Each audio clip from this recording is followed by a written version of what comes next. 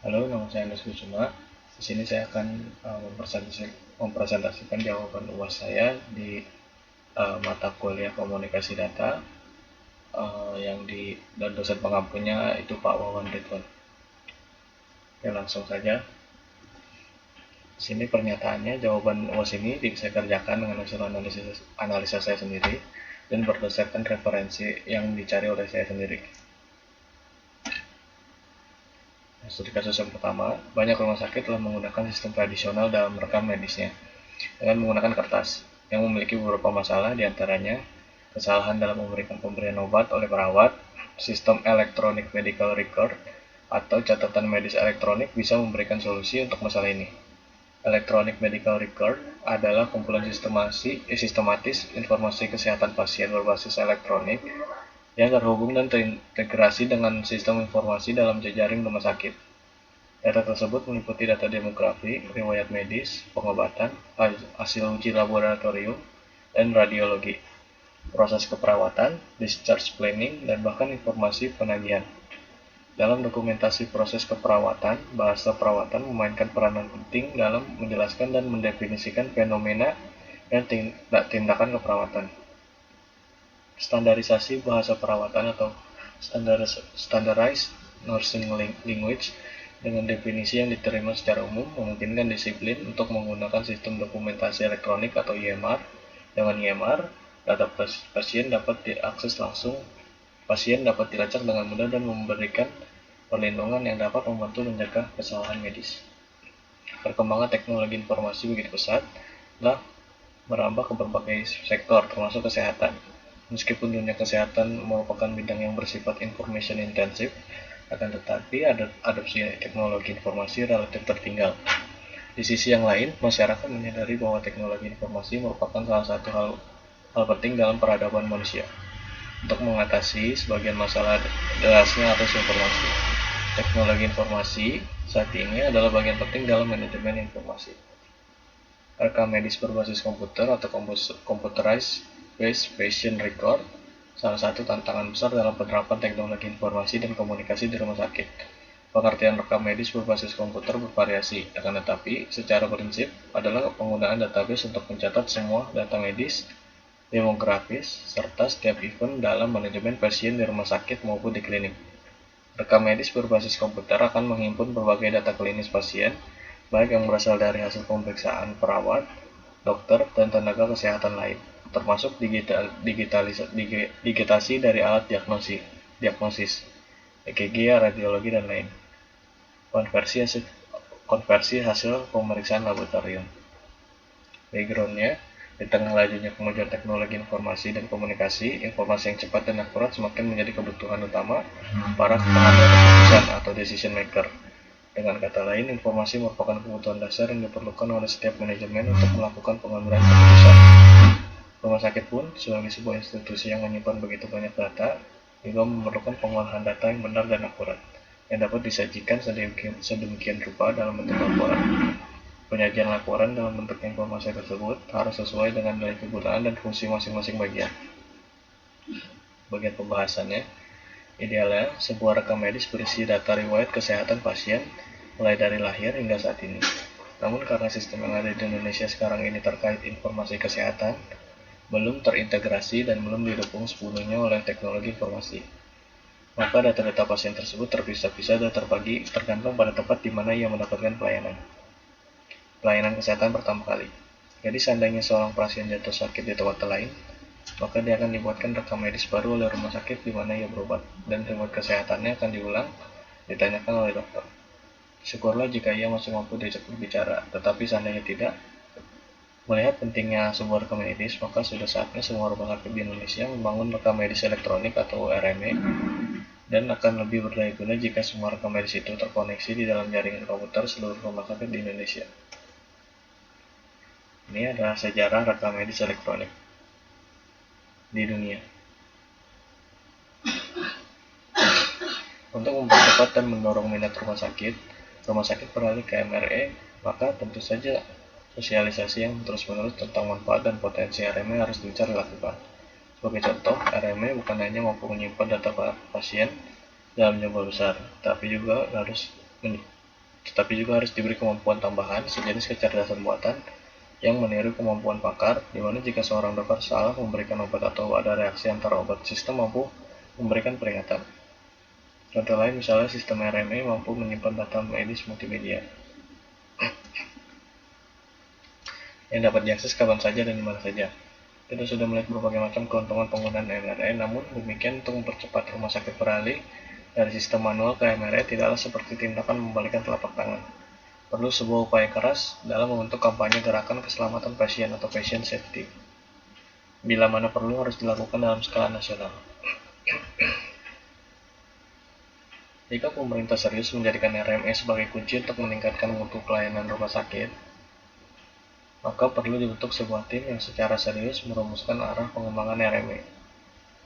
Mengingat sebagian besar rumah sakit di Indonesia memiliki masalah klasik keterbatasan dana, tim tersebut dapat merumuskan model standar perangkat lunak MRI yang bersifat domain publik, bila perlu menggunakan aplikasi-aplikasi berbasis open source. Tim ini juga harus merancang payung hukum yang memberi jaminan keabsahan informasi rekam medis dalam bentuk elektronik yang tentu saja menyangkut aspek keamanan, kerahasiaan, dan privasi informasi medis.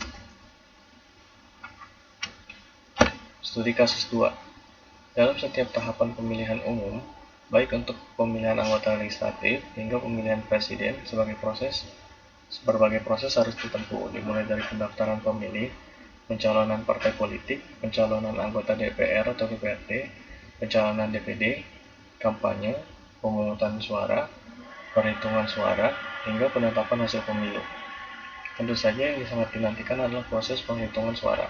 Tahapan ini menjadi tahapan yang menegangkan bagi setiap kontestan yang ikut berlaga di pemilihan umum. Sebagai suatu proses yang menegangkan dan dinantikan banyak pihak, diperlukan keakuratan dan kecepatan dalam proses penghitungan tersebut, dan tidak kalah pentingnya dalam hasil perhitungan suara dapat disampaikan ataupun dikirimkan dari masing-masing daerah ke pusat dengan aman, fleksibel, dan mudah dipantau segi komunikasi datanya.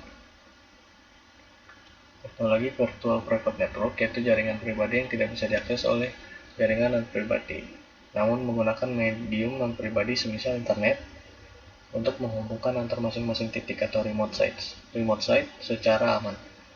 Dalam penggunaan teknologi Virtual Private Network, perlu penerapan teknologi tertentu sehingga meskipun penggunaan medium yang umum, tetapi traffic atau lalu lintas antar remote sites tidak dapat disadap dengan mudah. Juga tidak memungkinkan pihak lain untuk menyusupkan traffic yang tidak semestinya ke dalam remote site. IP MPLS atau Internet Protocol Multi-Protocol Label Switching merupakan layanan komunikasi data dalam bentuk dedicated list channel berbasis IP dengan keunggulan utama any-to-any connection yang dapat disesuaikan dengan jenis traffic yang dilewatkan. Dalam implementasinya, VPN IP MPLS dapat dikembangkan menjadi berbagai fitur antara lain intranet, extranet, serta remote DL.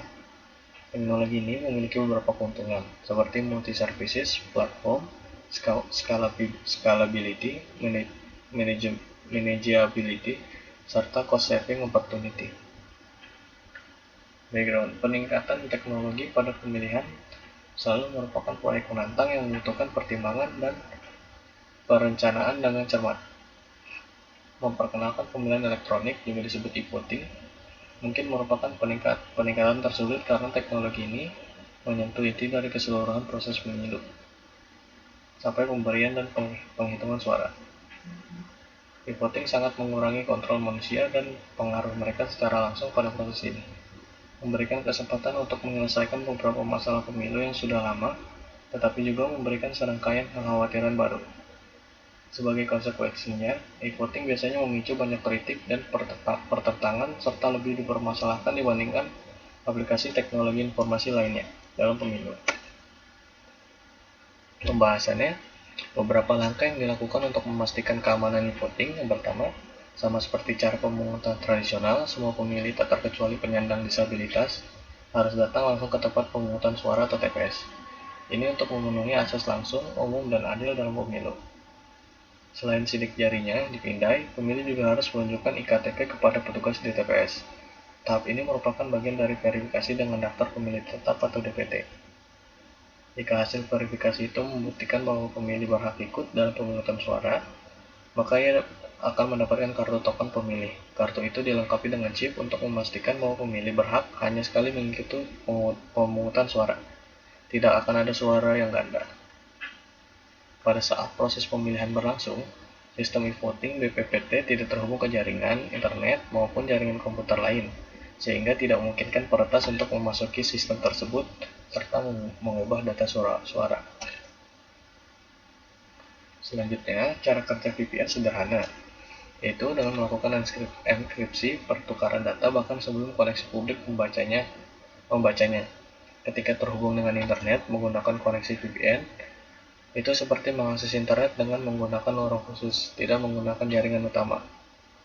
Server VPN bertugas untuk meneruskan koneksi ke situs yang ingin diakses. Jadi koneksi yang akan dilakukan dikenali sebagai koneksi dari jaringan server VPN, bukan jaringan yang digunakan pada saat itu. Jadi ketika menggunakan jaringan tanpa VPN, maka koneksi yang dilakukan secara langsung atau direct tanpa enkripsi. Sedangkan jika menggunakan VPN, maka koneksi yang dilakukan terenkripsi dan dilewatkan terlebih dahulu melalui VPN server. Sebuah perusahaan IT bernama TwinGate mengembangkan sistem arsitektur jaringan yang berbeda dengan VPN, di mana para penggunanya dapat memisahkan dengan jelas trafik internet pribadi dan korporasi. Penggunaan TwinGate bukan hanya dapat membuat trafik internet para penggunanya menjadi lebih efisien, tetapi juga menawarkan teknologi cognition yang membuat aktivitas routing menjadi lebih adaptif terhadap perubahan kondisi jaringan internet demi meningkatkan performa. TwinGate juga membuat para staf IT di perusahaan penggunanya dalam mengalibrasikan kebijakan keamanan pada jaringan internet kantornya sesuai kebutuhan kantor dan karyawannya. Fleksibilitas dan penyesuaian tersebut sangat bermanfaat bagi para staf IT karena mereka dapat meningkatkan keamanan jaringan kantor dan membuat penggunaan internet di kantor menjadi lebih nyaman bagi semua karyawan. Beberapa kekurangan dari VPN yaitu: pertama, koneksi internet yang lebih lambat; kedua, blokir spesifik terhadap layanan VPN, contohnya oleh Netflix; ketiga, tidak mengetahui seberapa kuat sistem enkripsi yang disediakan oleh VPN Anda. Kekurangan utama dari VPN mengganggu, namun tidak mempengaruhi sebagian besar pengguna. Mayoritas permasalahan yang ada kerap ditemukan pada layanan VPN gratis atau yang lebih murah. Selain itu, blokiran secara khusus dirancang untuk jasa VPN tidak selalu menjadi masalah. Netflix tidak dapat memblokir semua pengguna VPN. Banyak penyedia VPN yang memiliki akses cepat dan mudah ke VPN di seluruh dunia. Kemudian, yaitu studi kasus 3. Pasportsehat.com merupakan pelopor platform validasi dokumen kesehatan bebas COVID-19 online pertama di dunia yang digunakan secara massal oleh pemerintah Indonesia sebagai syarat utama pelaku perjalanan. Inovasi teknologi ini tersambung dengan platform layanan kesehatan seperti rumah sakit, klinik, puskesmas, dan laboratorium. Pasportsehat.com adalah solusi bagi Anda yang melakukan perjalanan dan kegiatan di luar rumah ketika pandemi.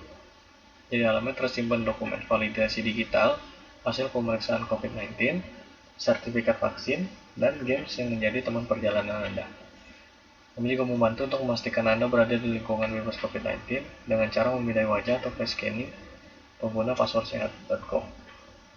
Solusi layanan terintegrasi ini menjadi semangat kami untuk menghadirkan layanan terbaik untuk Anda.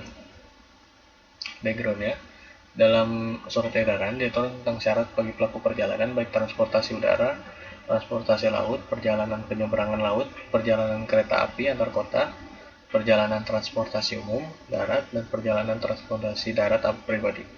Salah satu hal yang dianjurkan atau diwajibkan adalah pengisian e-hack Indonesia. Pengisian e-hack Indonesia diimbau bagi pelaku perjalanan dengan seluruh moda transportasi darat, umum maupun pribadi. Akan tetapi pengisian e-hack diwajibkan bagi pelaku perjalanan udara dan laut. Sistem integrasi data yang digunakan terdiri dari beberapa teknologi perangkat lunak dan perangkat ADAS yang digunakan. Untuk mencapai keberhasilan tujuan integrasi data merupakan komponen yang dibutuhkan untuk operator dengan terintegrasi pada database di website pasportsehat.com sehingga dapat terintegrasi dengan e-hack, Kemenkes RI, lab klinik, operator, transportasi, dan pihak lainnya. Menurut saya, kelebihan dari pasportsehat.com ini adalah pertama, kemudahan dalam penginputan data di mana sudah terintegrasi ke berbagai entitas. Yang kedua, kemudahan petugas untuk memvalidasi apakah dokumen yang dibawa oleh penumpang asli atau palsu. Kemudian kekurangan dari password SHA.com adalah UI dari aplikasi yang tidak mudah untuk dimengerti.